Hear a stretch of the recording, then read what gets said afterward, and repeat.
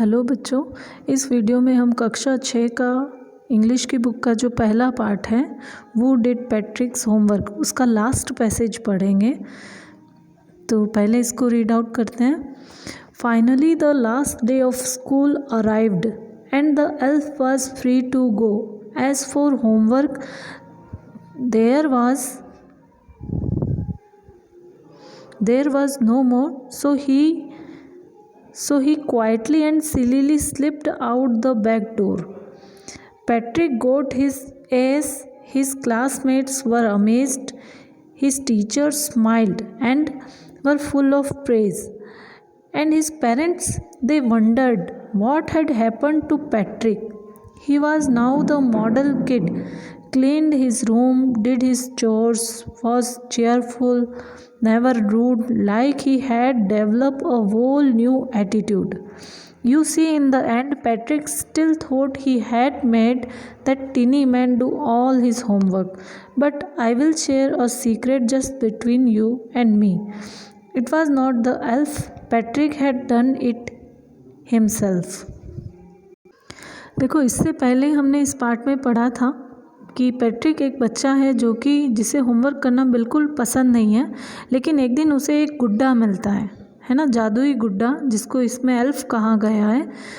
वो उस गुड्डे की मदद करता है और बदले में चाहता है कि वो गुड्डा उसका होमवर्क कर दे, है ना। और तब इस तरह से ये पार्ट शुरू होता है कि वो गुड्डा जो है एल्फ जादुई बौना, वो उसका होमवर्क करना शुरू करता है, लेकिन उसको कुछ भी नहीं आता है। तो वो पैट्रिक की मदद लेता है, उससे डिक्शनरी पढ़वाता है, मैथ्स के सवाल करवाता है और फिर वो उसका होमवर्क करता है ना। तो इस तरह से हम देखते हैं कि वो सारा होमवर्क पैट्रिक की मदद से किया जाता है। इसका मतलब वो होमवर्क पैट्रिक ने ही किया होता है और इस प्रक्रिया में पैट्रिक भी बहुत कुछ सीख जाता है। तो अब ये लास्ट पैसेज है जिसे हम पढ़ेंगे। Finally the last day of school arrived and the elf was free to go. अंत में वो दिन आ जाता है जब पैट्रिक अपने स्कूल जाता है और एल्फ के जाने का समय हो जाता है। मतलब पैट्रिक ने एल्फ से क्या वादा किया था कि वो मेरा होमवर्क कर देगा तो मैं उसको छोड़ दूंगा। तो एल्फ ने पैट्रिक का होमवर्क कर दिया है, तो अब एल्फ के जाने का समय आ गया। As for homework there was no more. सारा होमवर्क हो चुका है, अब कुछ भी बाकी नहीं था। So he quietly and sillily slipped out the back door.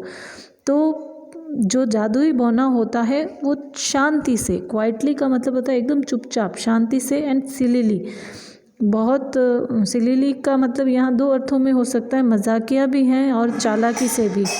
तो वो सिलीली तरीके से स्लिप्ड का मतलब फिसल कर बैक डोर से निकल जाता है। बैक डोर का मतलब घर का जो पीछे का दरवाज़ा है।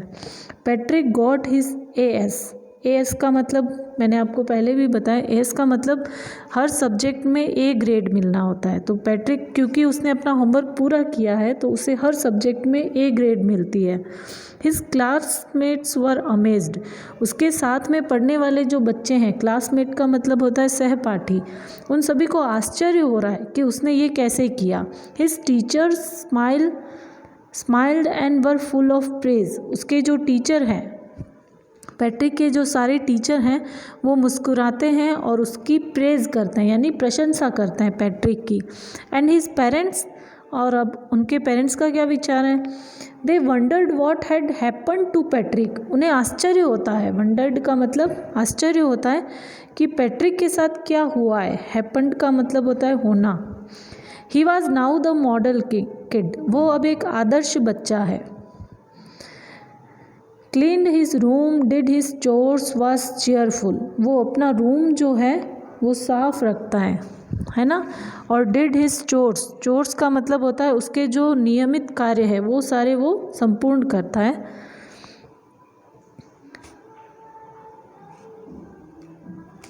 Was cheerful, never rude.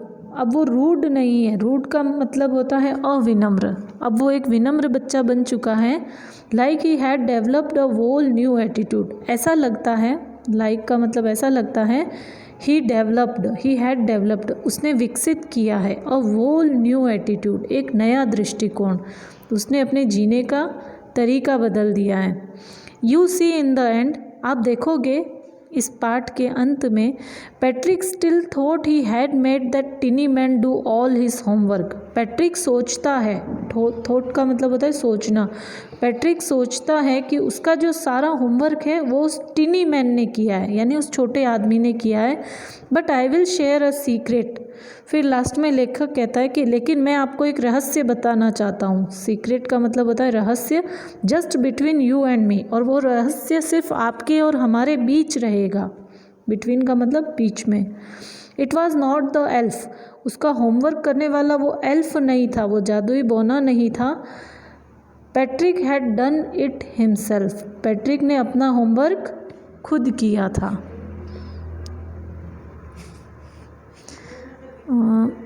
ये इसके मीनिंग है, आपको इसके साथ में इसको पढ़ना है।